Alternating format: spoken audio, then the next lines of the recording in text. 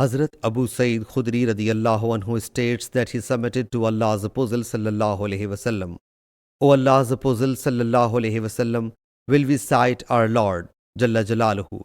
Allah's Apostle sallallahu alaihi wasallam said, do you feel any trouble in sighting the sun when it is not cloudy? We submitted, no. Imam Muslim says the remaining part of the hadith is similar to that of the previous hadith.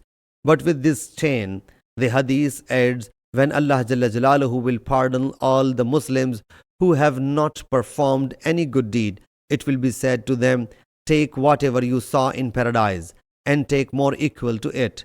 Hazrat Abu Sa'id Khudri radiyallahu anhu states that this hadith reached me that the Sirat bridge is thinner than a hair and sharper than a sword. But a hadith with another authority does not mention this addition. Sahih Muslim Hadees number 454.